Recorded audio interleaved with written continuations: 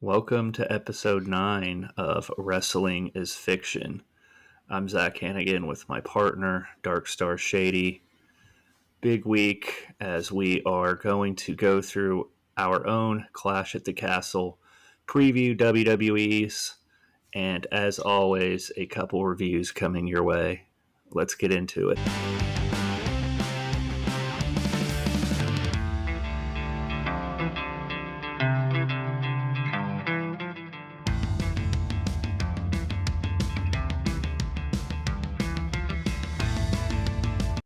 What's up, everyone? Before we get into today's episode, it's time to go through a few of our sponsors. First off, you can head to darkstarshady.com/wrestlingisfiction to find links to everywhere that you can listen to us. From there, you can head to our sponsors page where you'll find a few different links.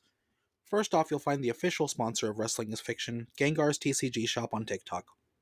He sells Pokemon cards through his TikTok shop, and he also does live rip and ships where you can have him open cards live on a stream for his audience and mail you your pulls afterwards. I've also partnered with a company called W. They make gaming energy drinks. If you go to w.gg and use code DARKSTAR10, you'll get 10% off your next order. I recommend the Galaxy Grenade flavor, which is watermelon, guava, and lime. I bought a few of their shaker bottles and multiple tubs of their energy drink powders, and I take a drink to work with me almost every day, and it gives me the jitterless energy I need to get through each day. Let's get to today's episode. All right, welcome back, everyone. Kind of a big fight feel this week with a huge championship card coming up at Clash of the Castle. We had our SmackDown last week in Raw, kind of building those stories and filling out that card. Only 5 matches from now. Not sure if they're going to add another one to it, but we'll see. Yeah, some pretty big matches too. I think finally almost every title is on the line at a PLE aside from the tag titles on the men's side and Logan Paul's US title that he's been holding hostage for a couple hundred days now. Yeah, kind of all led into it. Scotland, I don't know, got lucky with the storylines or it was all planned out, but they got a big show. Yeah, there's a lot coming up. Do you want to talk about our predictions for that now? Do you want to wait till after our recaps for that? I mean, we can go predictions. I have a feeling I know what you're going to say, but we can start with this women's tag match. Obviously, Bianca and Jade are taking on Shayna, Zoe, and then Fire and Dawn. Yeah, I hate to say it, I'm pretty sure Bianca Belair and Jade Cargill are going to retain. I agree. I don't think it's their time to lose it yet, and those two teams don't seem to be the ones to strike me as the ones they want them to lose to. Yeah, and I'll kind of go into a little more of that in our recap of Raw, because I read a recap of the episode, and I agree with one of their points there. Okay. Then the next thing on the card would be Sammy versus Chad. This one's interesting because I can see Sammy retaining, but as far as I know, Chad Gable's contract is already expired. He agreed to the match. I haven't heard if he's extended or not, but one of the big points with WWE was basically they were dangling that Intercontinental title in front of him for a contract renewal. Yeah, this one's tough if you take the business side of it. And just with this history, it seems that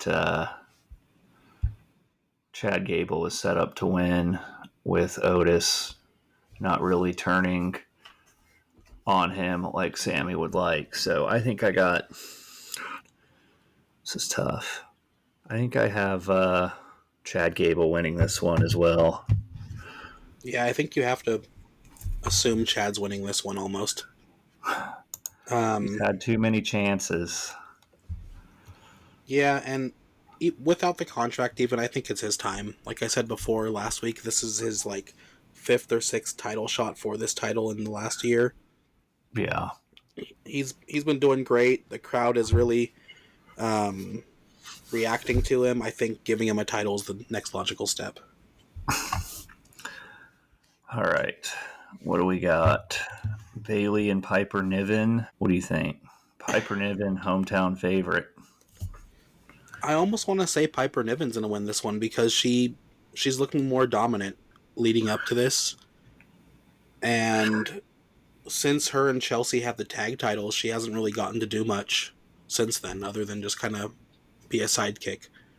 It would be a really shocking win, I think. I don't think people really expect her to beat Bayley, but I'm going to go with Piper Niven for this one.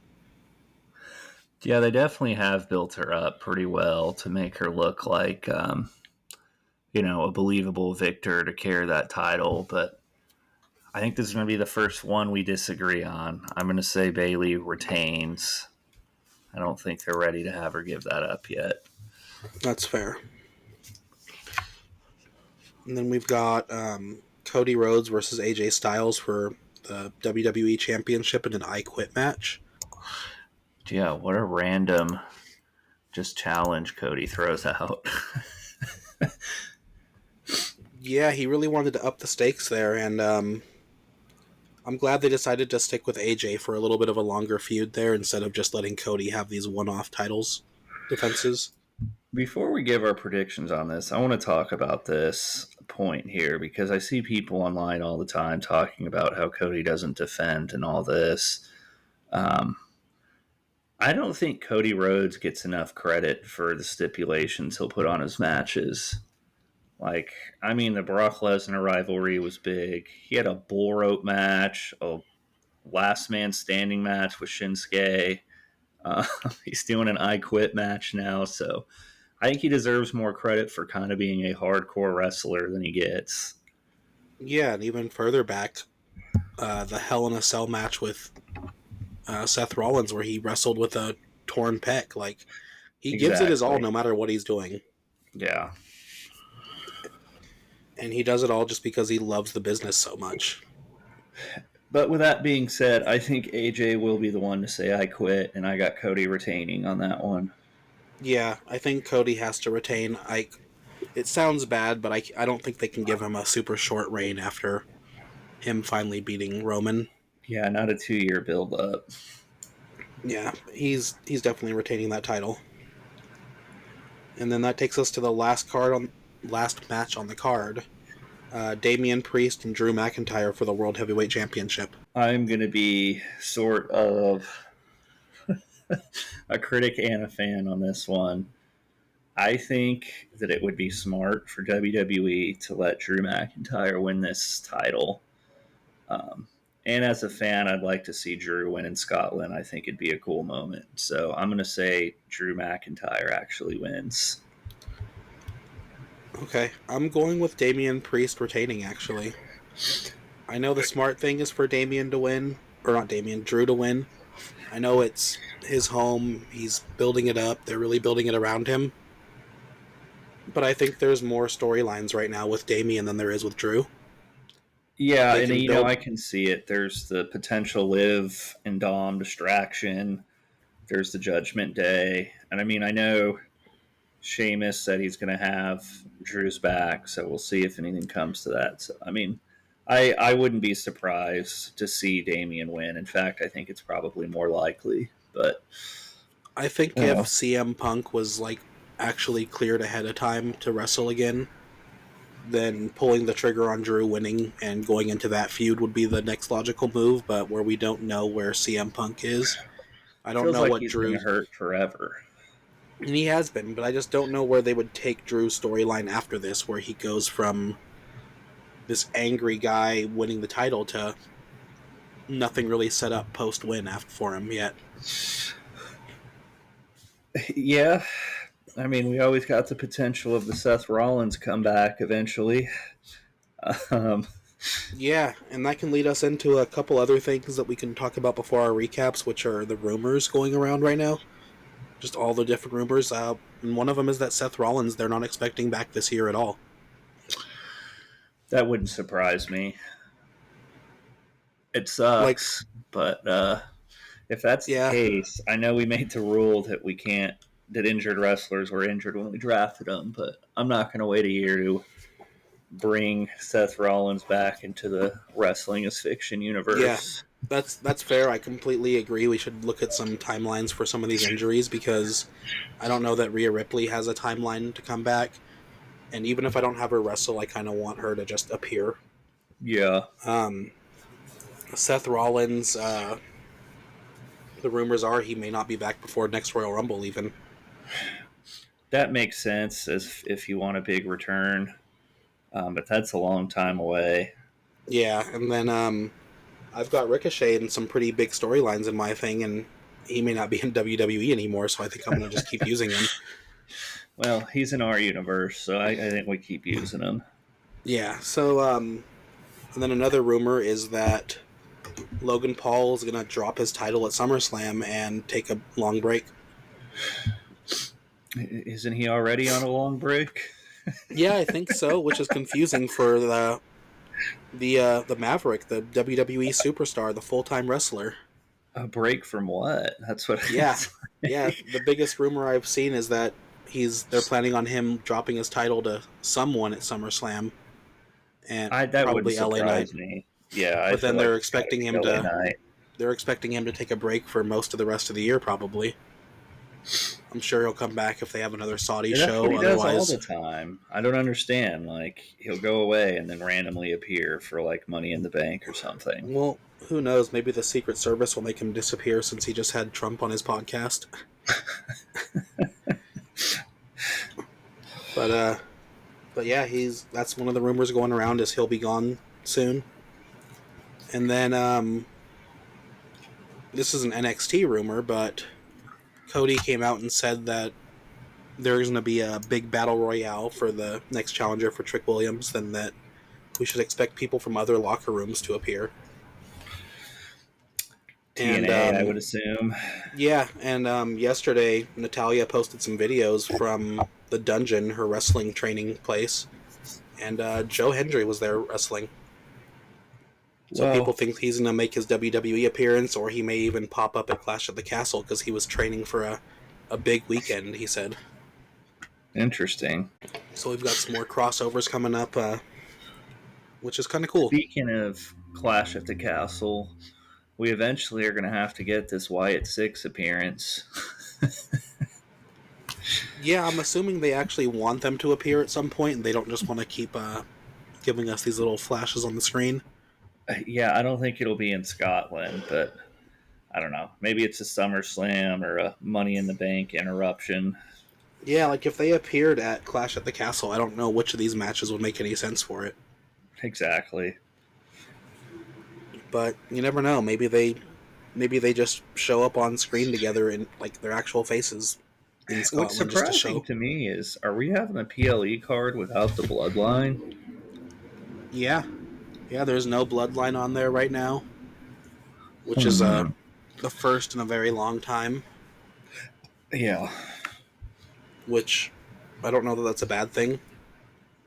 I don't know that it's a bad thing, but as much as people don't want to admit it, I just don't think people are taken to the Bloodline story as much as they used to. Yeah, there's no Roman. He was their draw. No. He held it together, and if he was there, absolutely they'd be on the card.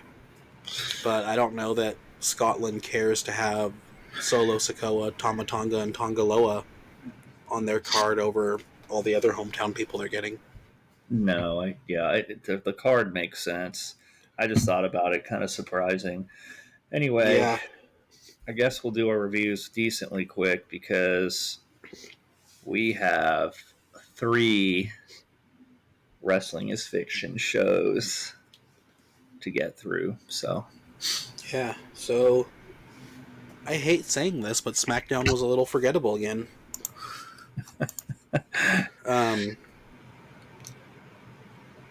I don't know what it is about SmackDown, but most of their show has been kind of just unimportant the last few weeks. We ended up getting a tag team match that was originally supposed to be a singles match with Jade and Bianca versus Indy and Candice. yeah. Who they continue to use them as just cannon fodder to throw to the tag teams to be beat by.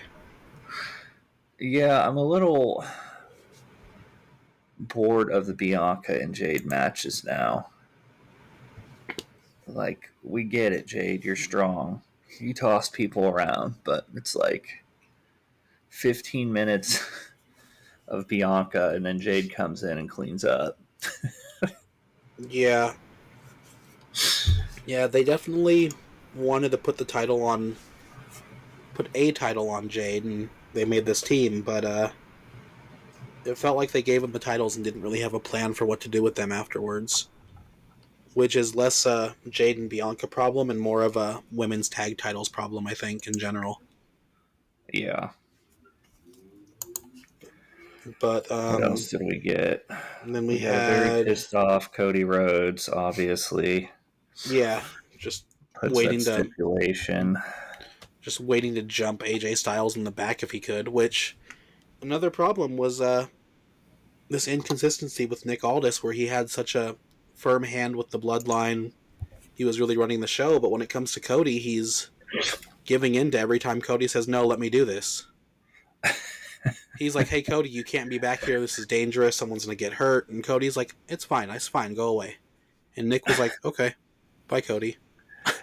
Yeah, I think a lot of it was he didn't like the bloodline, so... It definitely was, but it just seems such a big change in his character to just give in constantly when he's supposed to be running the show. Yeah. And then I think we talked about this a little bit on the phone. This Nia Jax and Michin rivalry brewing. And perhaps a Tiffany Stratton something within there. I don't know. Yeah, it's not who I expected Nia to feud with at all. Well, my favorite part was how mad Michin got at her saying anything about AJ Styles. It's like, AJ left you guys for like right so long. Yeah, it was just a strange segment. Hopefully it leads to a good match for Nia Jax at least, but yeah, it's just not where I expected her to be placed in the card with her being drafted to SmackDown at all. No, I wonder if they're not ready to put her in the title picture yet. Yeah, I probably not. And I do like the idea of her and Tiffany Stratton interacting on screen and this kind of weird rivalry / friendship they're building up on screen, because in social media the two of them are amazing together.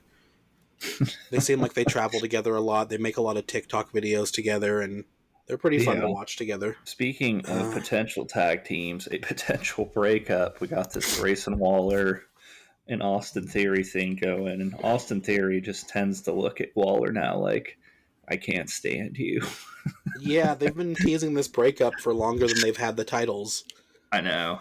And that's when I expected them to break up, was during that tag title match. I expected something to happen, but they put the titles on them, and it's funny to watch them have to be champions together when you can tell that they're starting to hate each other a little bit.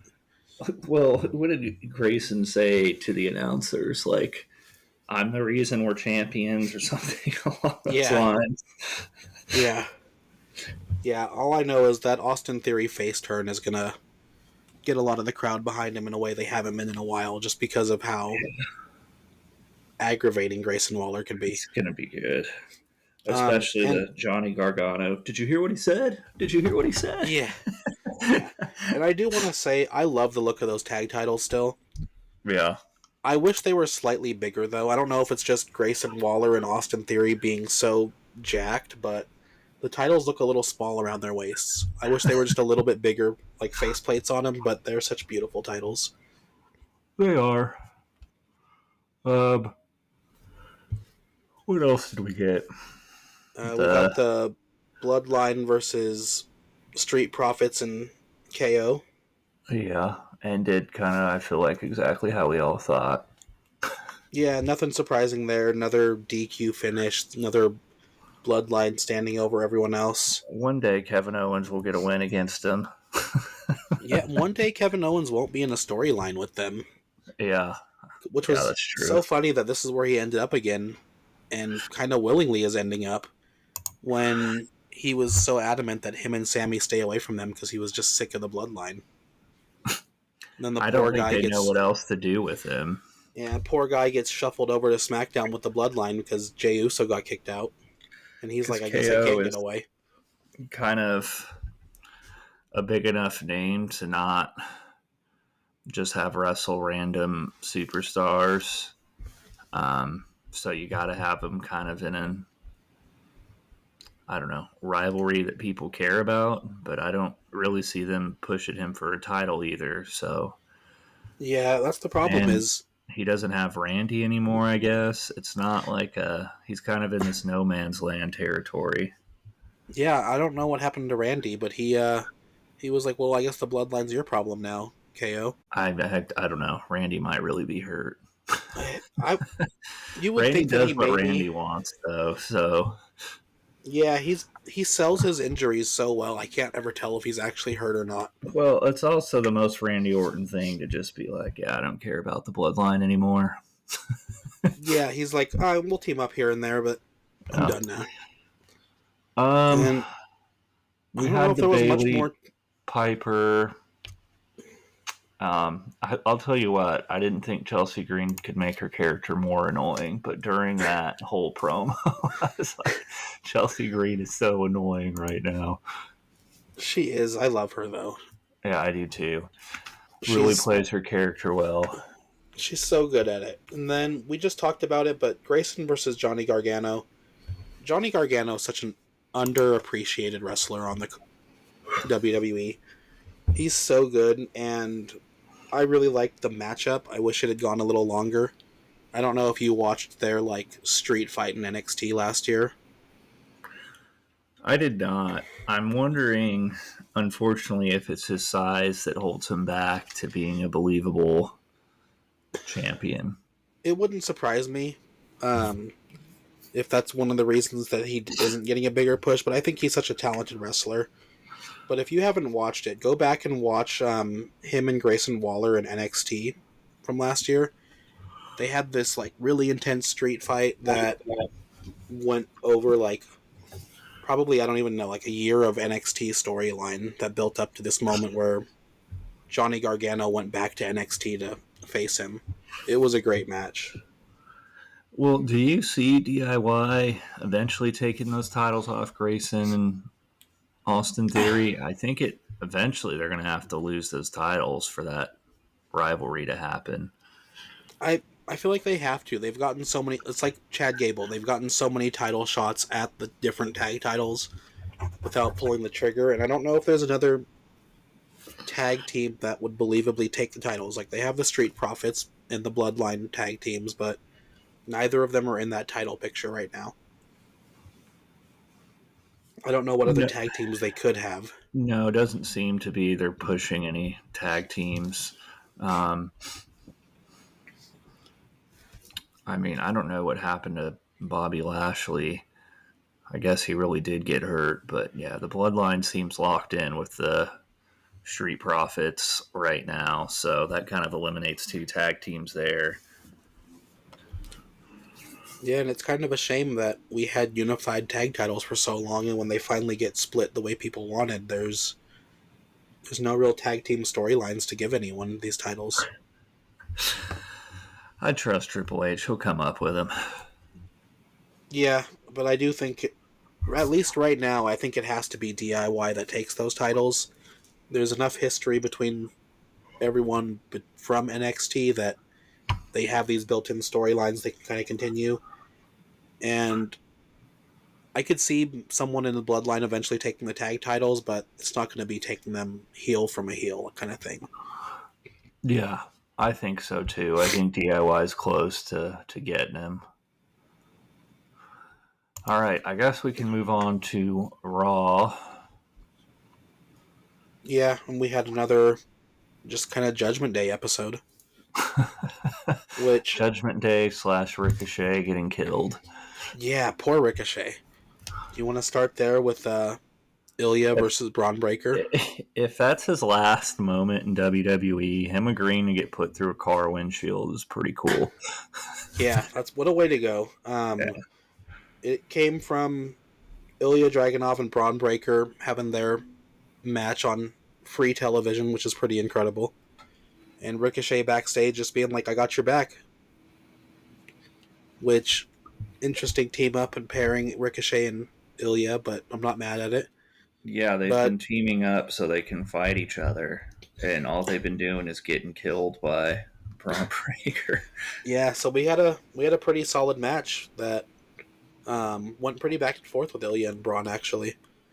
Yeah, and honestly, there were several moments where I thought Ilya was going to win it, but didn't seem to fit the storyline.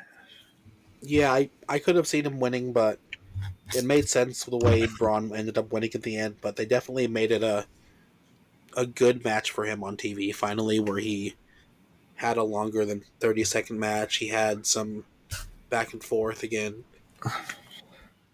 Yeah, and it's good, I think, for Ilya because he is really talented, and they've been booking him that way in the ring.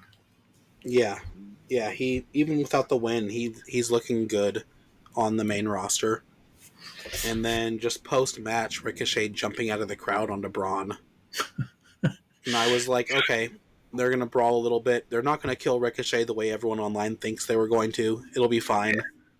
And lo and Yeah, behold, like they killed 20 him. minutes later, they're still backstage fighting as if they've been going at it this whole time.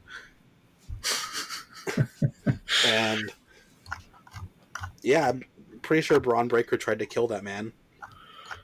Yeah, I think so too. Um, And having Samantha leave the arena with him and run backstage to get in the ambulance was a nice little touch. that's what I was going to say. Pat McAfee doing the ring announcing for that one match was great. The bum ass Judgment Day. Yeah. What did he say though? He said, "Without an ounce of fat on him." Yeah. And then 225 pounds with 0% body fat. he called Drew McIntyre, I think, handsome. And there's Michael Cole next to him. It's just I don't think that's how you do this job. Yeah.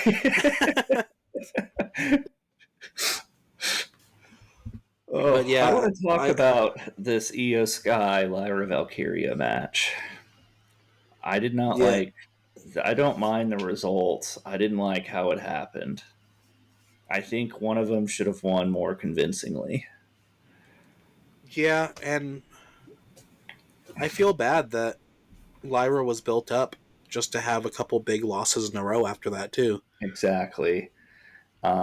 And if you're gonna have Io be this rampaged person, I think they need to win more convincingly in the ring than a quick cover. Yeah, I guess the one thing it does do is kind of protects Lyra's strength and believability right now, but I don't think it makes sense for Io to win that way at the moment. No, and it's like I don't know what the plan with Lyra is either way. Is she gonna be rivaling the what's left of the Damage Control? I don't know if that makes a ton of sense other than she won the Queen of the Ring match, but Yeah, and then I Caden and guess Katana coming out, yeah. of all people. I mean, I get it. They were former tag champions and kind of went at Damage Control, but yeah, I don't know. Yeah, it just didn't seem. I don't know. It just didn't seem like the right call at the moment. And no offense to them, but I don't know that those are the two I want to see coming to my rescue. They're so little compared to everyone in that division. It's like, Yeah. Like, I guess good for Lyra for having people to come out and save her, but yeah. not at all who I expected, what I expected at all. No, I didn't expect anyone to come save her. I thought they were going to let a beatdown happen. Yeah. And then, was there any other non-Judgment Day moments? I mean, the Otis and Sammy and Chad Gable thing where Otis kind of just tossed him around the ring. Yeah.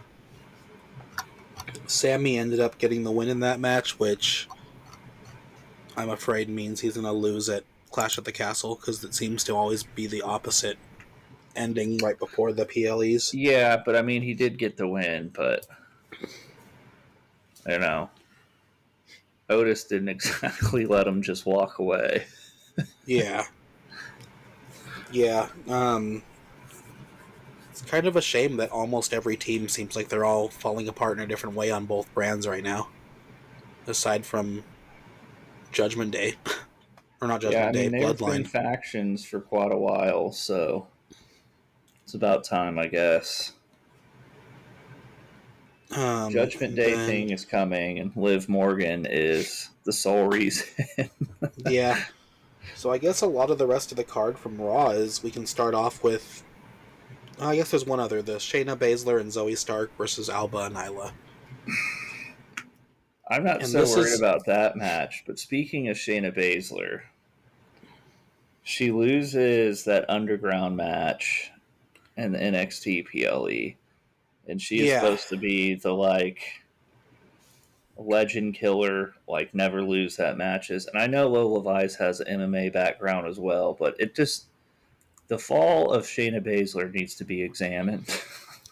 yeah. She's not even winning her personalized matches now. I wanted to ask you about if you wanted to talk about NXT at all because it goes back to kind of what I was saying before. They had a lot of the main roster people going back down to NXT and losing those matches. Shayna Yeah, I don't know Baszler, if it's to give the NXT people a push, but it's like when Shayna was coming up through NXT, they booked her perfectly. She was real powerful, champion, gets up to the main roster, and it's like they no idea what to do with her. yeah, and her going down and losing. Um, I mentioned this before in the qualifying, but they had Ivy Nile go down to try and qualify for the mid card title in NXT, and they had her ranked so far below so many of those people. And they had Michin in the match, and they had her lose in NXT as well before they pair her up with Nia Jax on the main roster. I don't understand it. I was half Anyway. expecting Cody Rhodes to challenge Trick Williams on Tuesday and lose to him. um, I'm waiting for Dom to go back down there and do that. Right? But it's interesting the way they have them losing in NXT because I was going to ask you about Shayna in that match, especially it being a underground match where I don't know if she got knocked out or what, but the ref had to stop the match for her, and that was just a weird call. Yeah, it was. Not only did she lose, but you get this like she was dominated ending.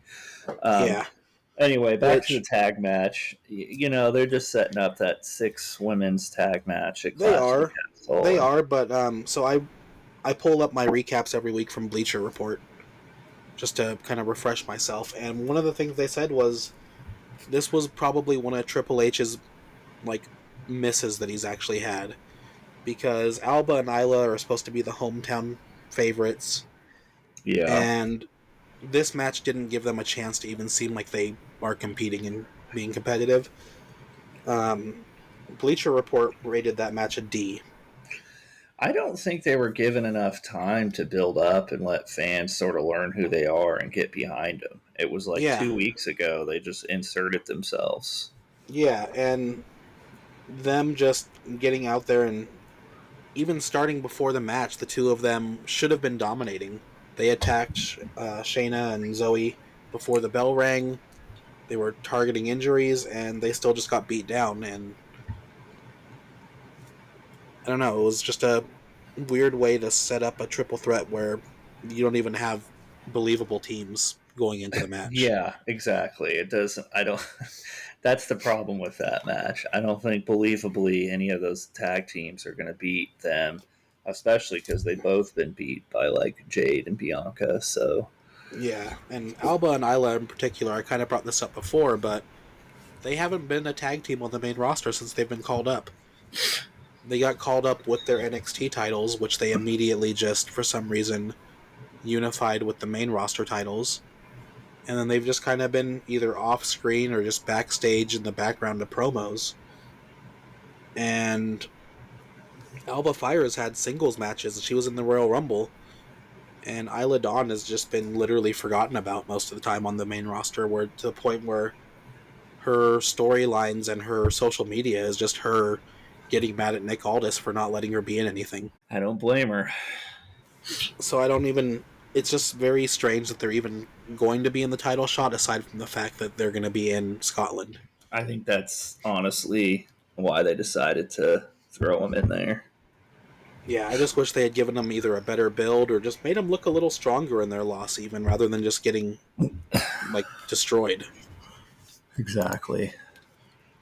So, Do you just want to go into your show? I think we just have to kind of mention Judgment Day one time before we get through Raw. Just it started off with Drew McIntyre, and immediately Damian Priest comes out and offers up Finn Balor to him. And Finn Yeah, didn't I quite look didn't upset, but understand. he looked kind of a little. What did you volunteer me for? I don't understand Damian giving that stipulation either. It's like I think he wants to prove to people he can do it on his own, but let's be Yeah, honest. Judgment Day has never listened to that, and they're not going to listen to it again. yeah, and then we have Liv Morgan slipping Dominic a key card to her hotel room, which I like how they left it on the table. Nobody threw it yeah, away. They just left it there. yeah. Well, then at the end of the night, did you see Finn Balor slipped it in his pocket? Yeah. So interesting to see if he was just hiding it from Dom or if there's a storyline brewing there with Finn and Liv. But I did like Carlito's reaction where Dom's like, she gave me the key card, and he's like, oh, that's cool. Yeah. And everyone just stares at him. He's like, oh, nope, it's not. No. Okay. Carlito being Carlito, man. Yeah, and then just the nice thing is Dominic Mysterio's back in action. He's able to wrestle again. Yeah. I was getting a And little he tired of just not using him, so doesn't look weird interfering with one arm. yeah. And we got the moment of Liv getting thrown into him and just straddling him right there on the ramp, and Braun Strowman not sure what to do. Zelina Vega pulled Liv off, Yeah. which okay, fine, they want the two of them to go at it, but it's a weird call for her to be like, let me make sure Dom can get back in this match for Judgment Day real quick. Yeah, it's interesting. If I was Zelina, I'd be like, you know what, let them be distracted. They'll have one less person on their side right now. Exactly. So that was a kind of weird moment. And then yeah, just it was Judgment Day's show again, just kind of weaving it through all the different storylines throughout the night. Oh, and I guess there was one more match, which was the men's tag title match. Awesome Truth won, and another recap part from Bleacher Report I kind of agreed with was that it didn't need to be a title match, and AOP takes more losses than they should, considering how dominant they look. They do. I mean, it was interrupted, but Yeah, for the size of those guys, you would think they would win more. Yeah, the quote in Bleacher Report, it was the reason they failed to connect with the audience, and a big part of it's the inconsistent booking they get. Yeah. Just they lose matches they shouldn't. They don't get to connect with the audience because they're not used in any particular way. No. And when they first came out with this Final Testament faction, I think you and I were both excited because it was a cool name. They felt like they hit on something. And then they just kind of went away for a while. And now they're coming back doing this like weird trying to split the New Day thing versus like focusing on being a dominant faction and going after titles. Yeah, they definitely should be a dominant faction. Like they all have the look. It's a pretty intimidating looking group, and they have a really cool entrance, honestly. And Paul Ellering hasn't like talked at all. No, he's Like, just what is there. the point of the manager? Yeah, he's just there in the background, kind of just like, hey, I'm here. Yeah, I don't. Like, did he bring them together? Did he get roped into this? Is he a kidnapping victim? Yeah, like why is he there? But yeah, that's most of Raw was a lot of Judgment Day and just setting up Damian and Drew McIntyre, kind of. Which I like the way they're weaving them through the entire episode. Yeah. Like, they have them kind of mixed into multiple feuds. They have them mixed in with Carlito for some reason.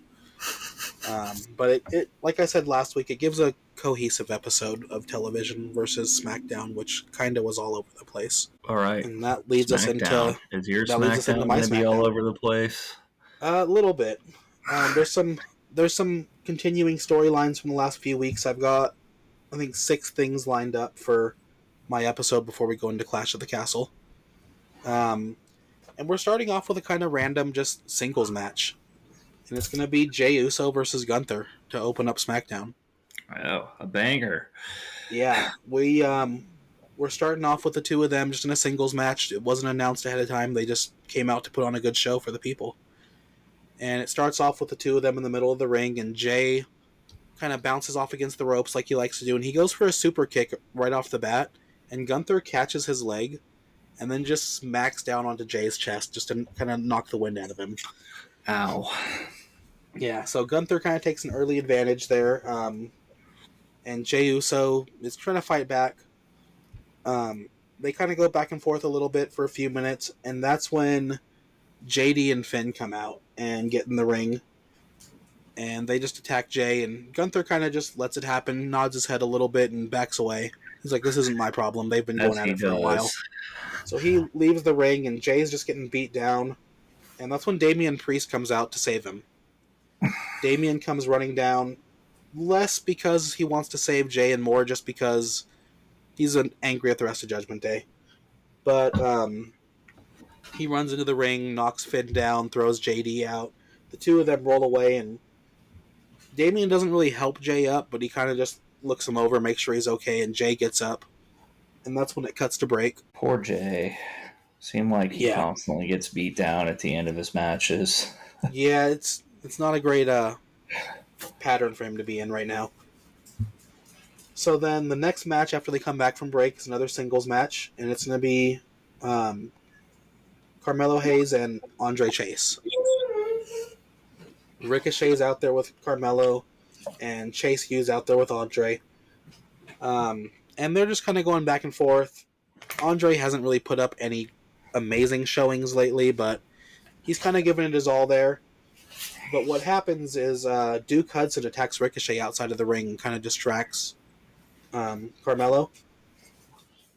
But he recovers, and Carmelo goes to do a springboard off the ropes, but that's when Thea Hale gets up and pushes him off the rope as he's trying to springboard. Kind of throws him off balance. And Andre takes advantage, hits him with his hammerlock reverse STO, and gets the win over Carmelo. That surprises me. Yeah. But I like the Chase U push. Yeah, they're getting a little bit of a win there just to kind of give the tag division a little more effort and thought behind it. Ricochet and Mello are becoming a nice little tag team, but the numbers were against them this time. You guys don't know this, but there's a baby on my lap distracting Steven trying to go through a story this whole time. Yeah, a little bit. So when we cut back from break, we're backstage with Damian Priest and Dominic. And Dominic's asking Priest why he went out to save Jey Uso. And he's like, hey, he's not our problem. Why'd you go and save him? And Damian's like, no, Judgment Day is our problem. Like, we were a part of this, and I'm not going to stand for them just continuing to wreck the show. And he's like, that's why I went to Nick Aldis and I set up a tag team match for Clash at the Castle. And Dom looks at him, and he's like, okay, yeah, you know I'm ready to go again. I'm ready to wrestle. Let's do this. And Damian's like, no, not the two of us. Me and Jay are tagging together against Finn and JD at Clash of the Castle. And Dom is like, I don't get it, man. But anyways, I think this is my time to go talk to Nick Aldis now because we've got some business to discuss. And right when you think it's going to cut away from them, Randy Orton walks up. And he's holding his King of the Ring crown in his hand. He just looks over at Damian Priest, and he's like, you know, you should be careful getting mixed up in all this, because I think it's about time that I'm wearing some gold around my waist now, and I don't want you to get too hurt. Uh-oh. And The Viper. Randy's just kind of taking his time, walking around. He's just holding his crown. He knows he's got his shot at SummerSlam at whoever he wants. And then it cuts to break. And when it comes back, we have a tag team match, and it's the number 1 contenders match for the women's tag titles. We've got Natalya and Tegan Nox versus Candice and Indy. And it's a pretty quick match. They start off kind of going back and forth, and Natalya and Tegan Nox are actually the two that have the advantage at first. And it gets to the point where Natalya actually has Candice LeRae in a sharpshooter in the middle of the ring, and Indy Hartwell runs into the ring and just big boot right to the face of Natalya while she's hitting the sharpshooter, and then she runs over and knocks Tegan Nox off the ring. And Candice LeRae's limping a little bit, but she jumps up and hits a springboard moonsault and covers Natalya for the win. But they weren't done there. Indy Hartwell comes in with a chair, and just starts hitting Natalya's left leg with it. And Indy then throws the chair over at Tegan Nox outside of the ring, kind of keeping her back. And Candice LeRae then puts her own sharpshooter on Natalya and just keeps hurting that knee of hers. And it finally gets broken up by some officials, and Tegan Nox is kind of just on the side, not allowed into the ring. And we've got our number 1 contenders. Poor Natty. When you were a kid, did you ever try to put any of your cousins in a sharpshooter? Oh, absolutely. Yeah. Absolutely. We never got absolutely it down. should not have. No. I did hit a crossface on my cousin once. Yeah, I was a Walls of Jericho kid. Oh, yeah, that was a good one, too. We definitely both used that on each other. Yeah, we did way more stuff than we probably should have. Yeah. But we would usually be a little safe and put some couch cushions on the floor to throw each other onto. Exactly. And at least he didn't get beat by a chair like Natty just did. So yeah, no, but I did. I do remember hitting a couple F5s on my cousin too when he was younger. Which, oh man, good times. Okay, so then it cuts back from break, and we actually have a backstage interview after this. Kayla Braxton's back there with Carlito, and she's kind of being a jerk to him. She's like, you kind of had that slimy win last week where you just rolled him up. Where do you see yourself going forward in this? And he's like, I don't know what you mean. I had a pretty solid showing out there. I beat Andrade. It wasn't cheap. And then that's when Dijak walks up, and he's like, I liked that. And they've been a problem for both of us, so I think the two of us should talk about this LWO problem we have. And Dijak takes Carlito away, and you can kind of just see him talking, and they shake hands on their way off camera. Interesting. And then we have our main event, which was unannounced, and it's Dominic Mysterio versus JD. Dominic wanted to prove that he is back, and he's a little confused why he's not tagging with Damian Priest the next day. But I wish Michael he's Cole was on your show. He'd be losing his mind on not knowing he would be. Root for. He would be. But Dom comes out against JD, and he's a little conflicted because he did choose Damian's side in this breakup. But he did it because of Rhea Ripley. He didn't do it because necessarily he didn't like JD or Finn or anyone else. So he's got this match, and honestly, there's only about 5 minutes left of the show. So you think it's going to be quick, and it is. Dom and JD go out there. Dom is kind of just showing off that he can't wrestle still.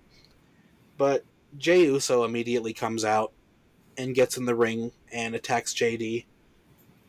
And Finn Balor comes out, Damian Priest comes out, and they all kind of start brawling. And Dominic just looks at all of them and just kind of shakes his head, has his hands in front of him, and he just gets out of the ring and walks away. And he's like, not my problem. It's all them tomorrow at Clash of the Castle, so I'm just going to walk away from this. And the show ends with them still fighting in the ring.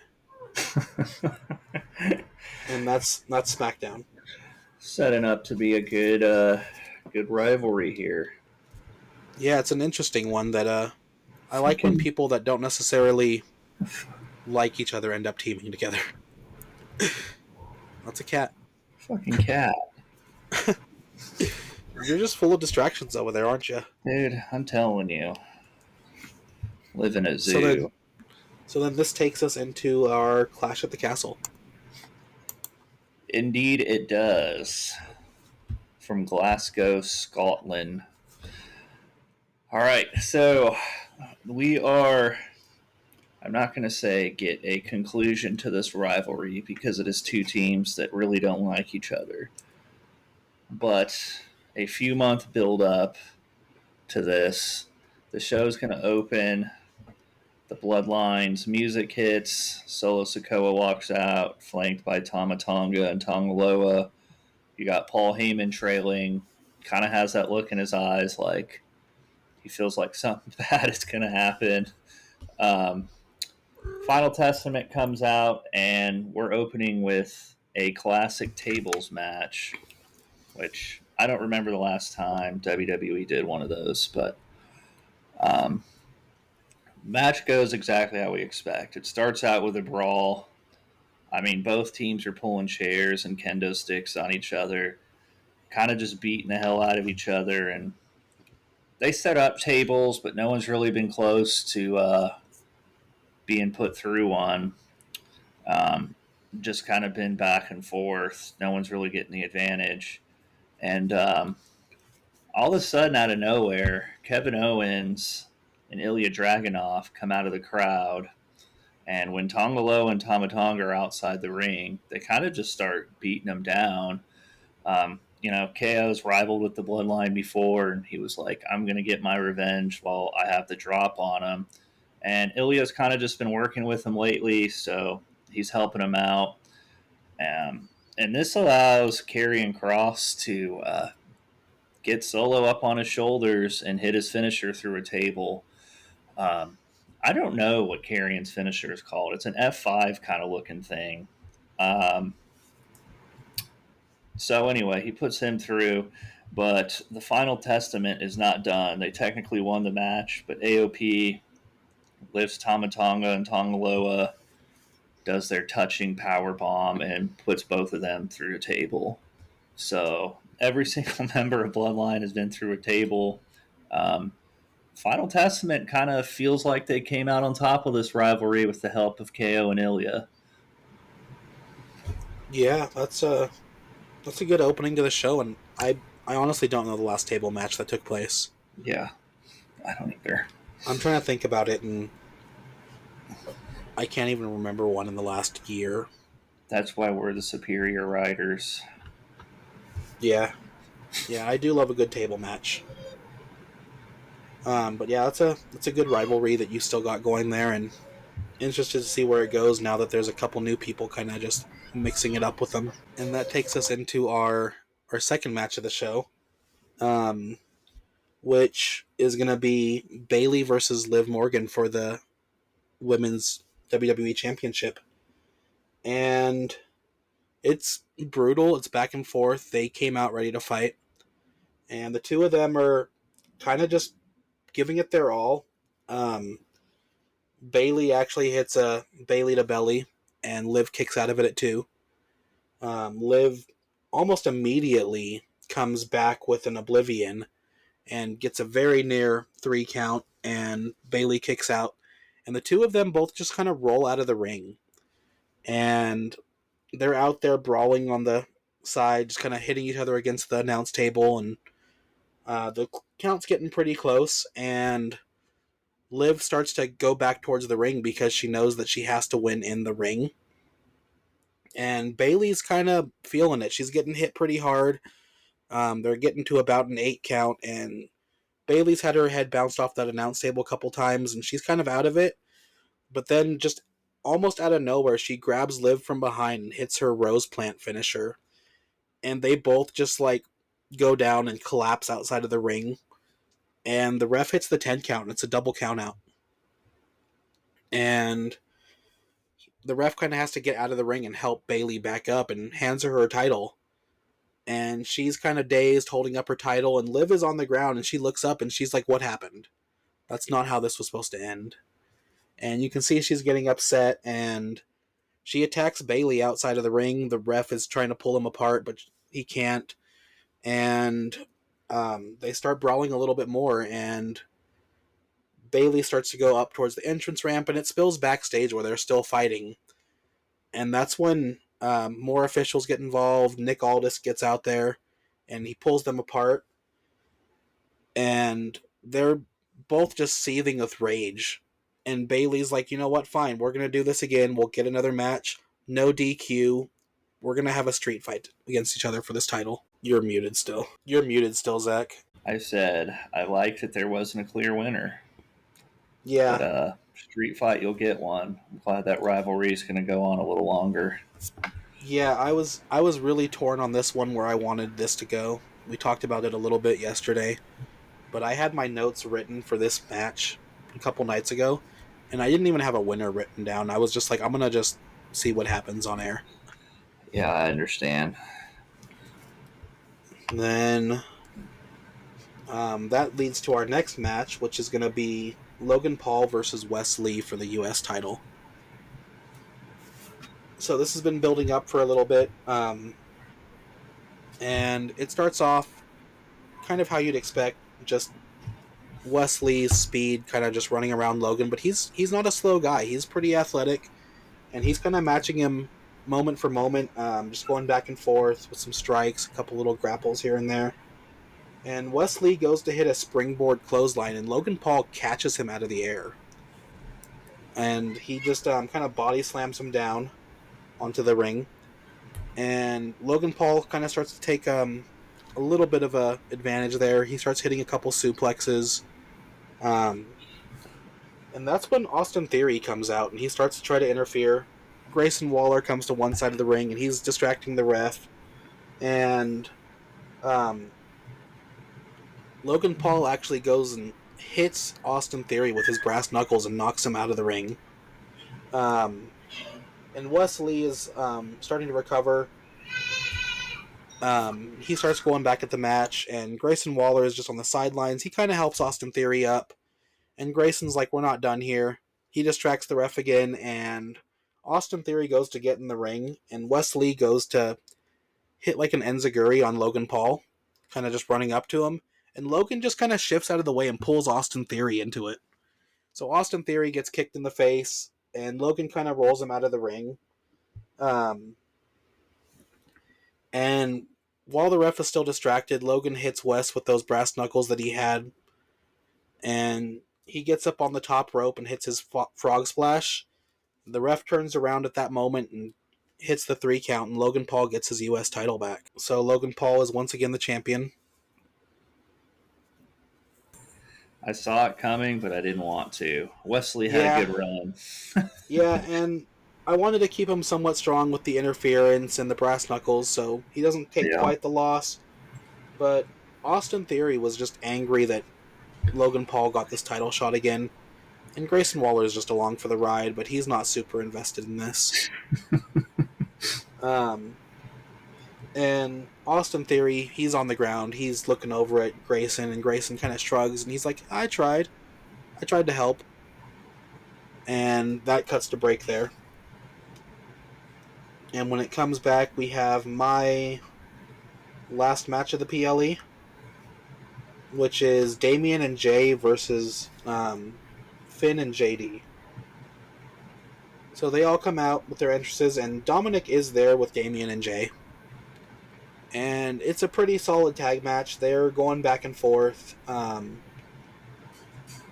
And Damian actually looks really strong. He's kind of throwing around JD, which no one should be surprised by. But JD tags out for Finn. Finn and Damian are going at it at the ring. They've kind of been back and forth. Everyone's kind of expecting a good match. And that's when JD goes under the ring and gets a chair out. And he goes over towards Jay. And Dom is over there, and the ref is really just focused on Finn and Damien because Damien is kind of getting choked out in the corner and ref's trying to break it up. And Dom looks at JD with his chair in his hand, going over towards Jay, and Dom just kind of backs up and lets him.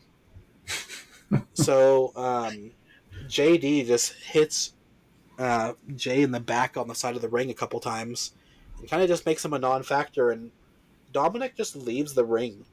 He lets him attack Jay, and JD gets in the ring and attacks Damien from behind as well. The ref kicks him out. He's like, go back to your corner. But it's too late, and Finn gets up on that top rope, hits his coup de grace, and gets the 3 count over Damien. JD's finally had enough. He's just pulling chairs on people. Yeah, and Dominic had his spot where he's supposed to be over there in Damien and Jay's corner, and he was like, I don't want to get involved in this again. And he just walked away from it. All right, so that leads to another title match for us. Sami Zayn is putting his Intercontinental Championship on the line against LA Knight for the second time. And, LA Knight said he was refocused, and he starts that match like this. He actually kind of dominates Sami. Sami doesn't know what's hit him. He hits his elbow signature, and he actually hit Sami with an early BFT. But Sami's able to kick out looking kind of dazed. LA Knight doesn't really celebrate or anything. He kind of keeps on it. He's still punching Sami down. Irish whip, clotheslines, body slams. But as we know, Sami Zayn kind of fights with his heart. Crowds kind of starts clapping, getting him into it. LA Knight goes for a clothesline. Sami ducks it, and he's able to hit his blue thunder bomb. And everyone's like, oh man, he's coming back. Gets up on the top ropes, hits a splash, picks up LA Knight, tosses him into the corner. He's getting ready to hit his haluva kick. He goes for it, but Knight kind of played possum with him. He ducked it, spins Sami around, hits his BFT finisher, covers him, gets the 3 count, and wins the Intercontinental Championship. Wow. LA Knight finally has gold. That's good for him for getting a win and getting his first title. Yeah. I wasn't sure if he'd pull the trigger on it quite yet. But both of our mid-card titles just swapped on this show. Yeah. I think that's, other than our new Women's National Championship, that's the first champion I've had lose since we started this endeavor. Yeah, no, that's I tossed my U.S. title around a little bit, but you finally got a title change, and, LA Knight deserves that mid-card title. All right, cuts to break, comes back, and we get our Cody Rhodes versus what was a mystery opponent last week on Raw. Turns out to be Brock Lesnar. The rivalry renews. And this match is exactly what you think. It's long. It's back and forth. Brock's power is starting to become a factor and hurt Cody as Cody kind of wears down. But, Cody's got a little bit better conditioning. He's been wrestling while Brock has been away. And that's kind of what keeps him going. He gains momentum from the fans. He's really starting to get going. And then Brock kind of just puts it into it. He kicks him in the gut, smacks him on the back, kind of hits him down, picks him up, is kind of toying with him, slams him on the ground. He stalks him and gets him in position to hit his finisher. But Cody is actually able to kind of slip off his shoulders, run up to the ropes, jump backwards, and hit his Cody cutter out of nowhere on Brock. And this is when he's really getting into it. He's shaking, waiting to hit his crossroads. Crowd's going nuts. He gets Brock up, hits his crossroads, pins him, and gets the 3 count. What a good rivalry again. Yeah. Problematic take probably, but Brock Lesnar was always one of my favorite wrestlers. I started watching WWE right before he started, like back in 2002. Yeah, I remember when he came in. He was dominant. Yeah, and he had that wild rivalry back and forth with Vince McMahon, Kurt Angle, and him and Cody put on some great matches last year. Yeah. And you could tell that Brock liked Cody enough to put on a good show with him.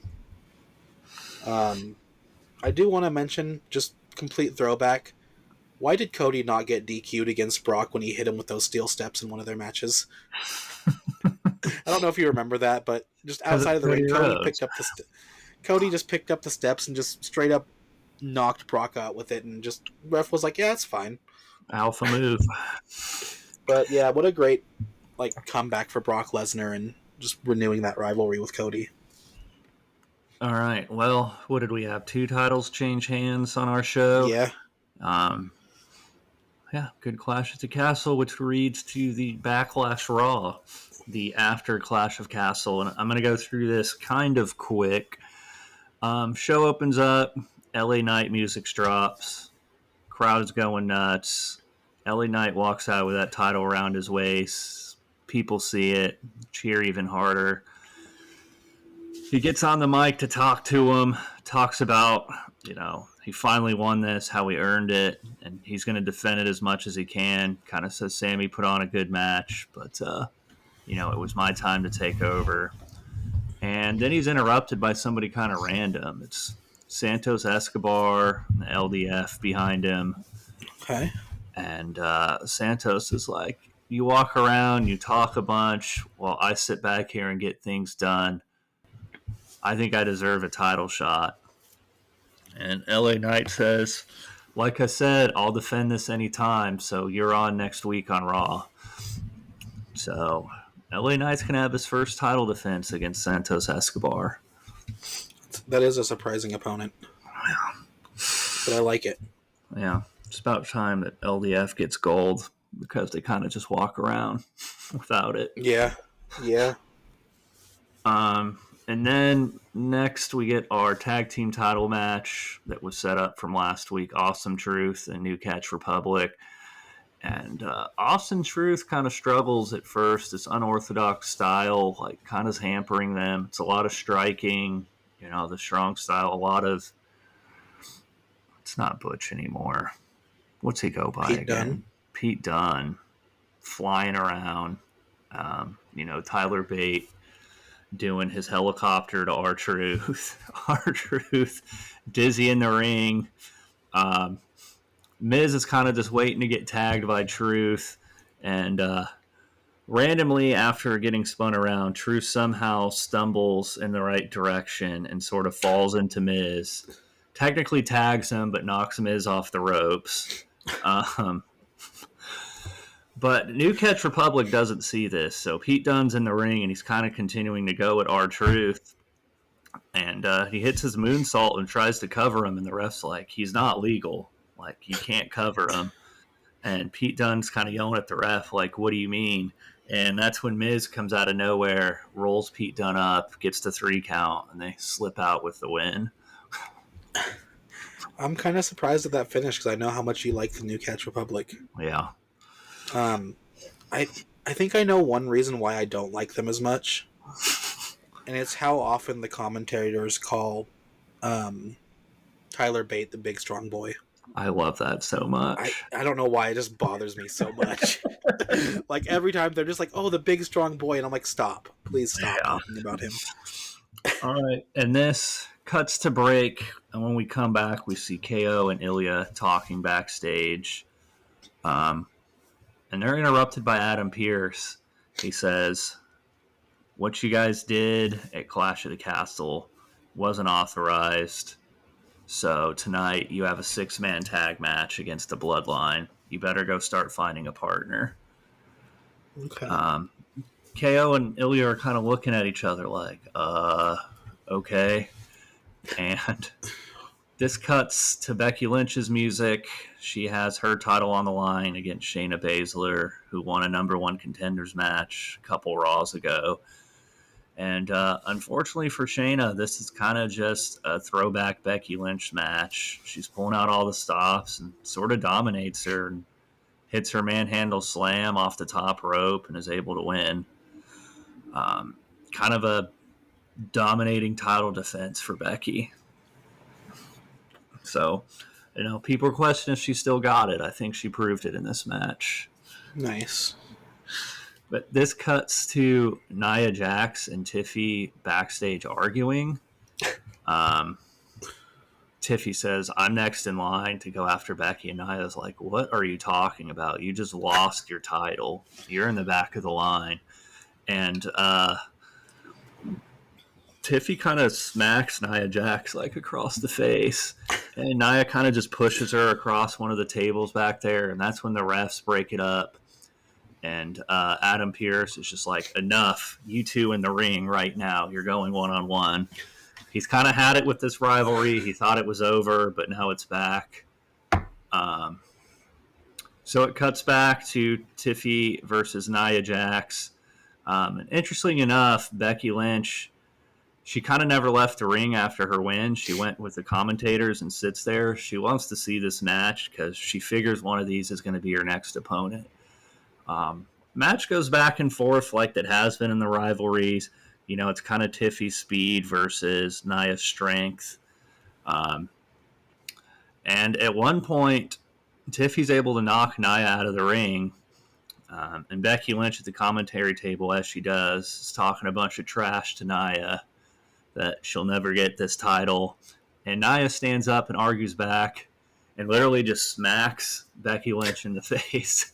And, Becky, she's not going to back down. So she starts attacking her, and they're kind of going back and forth out there. And Tiffy sees what's happening. She gets out a chair and hits Becky in the back. And everyone's like, why are you hitting Becky? You didn't hit Nia. And Nia and Tiffy throw Becky back in the ring, and Tiffy hits her prettiest moonsault ever.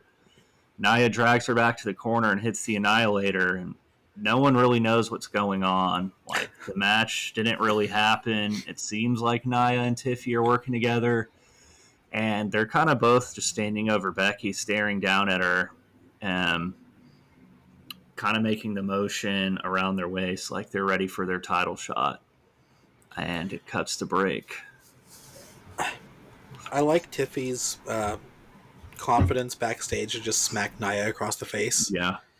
And yeah, like, good for her, but also just an interesting finish to that match where it didn't finish. Yeah. Looks like Becky's in some trouble here. Yeah, I'm interested to see where that goes. All right, we come back from break, and it's KO and Ilya talking about how they still haven't found a partner. They're approached by someone they kind of didn't expect. It's Sheamus, and Sheamus, as he does, he says, KO, I've been watching you. I love to fight just like you. Bloodline's taken enough from everyone around here. If you want to team up, I'll team up with you guys. And they agree, and so Adam Pearce makes it official. It's Sheamus, KO, and Ilya versus the Bloodline in the main event of Raw. This leads to Cody Rhodes' music dropping. Fans are going nuts. They get to see the champion. Cody Rhodes is in a suit as usual, not in fighting gear. He comes out, and he's talking about his match with Brock, and he said, that's someone I never thought I'd have to face again. But he put on a good match, and I'm glad I was able to come out with the win. But who's ever else back there, I'm not going to give up this title easy, so you better come ready, whoever gets me next. And he cuts down and his music drops, but the lights kind of go into the corner of the crowd near the upper deck, and you see Randy Orton just staring down at Cody Rhodes, holding his crown with that kind of evil smile he has. And Cody Rhodes looking back up at him, kind of confused. And, Pat McAfee and Michael Cole are on the mics like, is Randy really going to come over and challenge Cody? And we cut to break. Just a little more mystery and suspense after Randy was eyeing up Damian Priest last week. Yeah. Don't know what he's going to do. We come back for our main event, Bloodline versus Kevin Owens, Ilya Dragunov, and Sheamus. And KO, Ilya, and Sheamus are kind of cut from the same cloth. They're kind of a team that can match Bloodline's striking ability and ruthlessness, and they are going at it. I mean, all three of them are just striking, tossing each other around. But the numbers game eventually plays in the Bloodline's favor. Just that KO and Ilya interrupted their match at Clash of the Castle, and Bloodline's pissed off. So they don't really care if they win the match. They want to send a message. And so Tama Tonga gets Ilya Dragunov outside the ring, and he puts him through the announcing table. Ref calls it off. Obviously, Bloodline doesn't care. Solo says, throw KO in here. KO gets Samoan spiked. Sheamus, new to this rivalry, kind of doesn't know what hit him. Gets beat down by Tongaloa. And Raw kind of ends with the Bloodline just standing over them. One of them's outside the ring standing over Ilya. Solo's in the ring standing over KO, and Sheamus is there. And there's Paul Heyman in the corner with his prayer hands, just rubbing his eyes like, I thought this was over at Clash of the Castle, and KO keeps coming back. Poor Paul Heyman. Yeah. But yeah, I don't think I'm surprised with another show ending with the Bloodline standing tall over everyone. I do like the team up with Sheamus, though. Just three guys who like to fight. A bunch of foreigners who like to fight. Yeah. Those Canadians, man. Yeah. But no, it's a good team up. It's interested to see if they stick together a little longer now that Sheamus has kind of seen what the Bloodline's capable of. We'll see. Anyway, yeah. As I always say, like and subscribe, share us.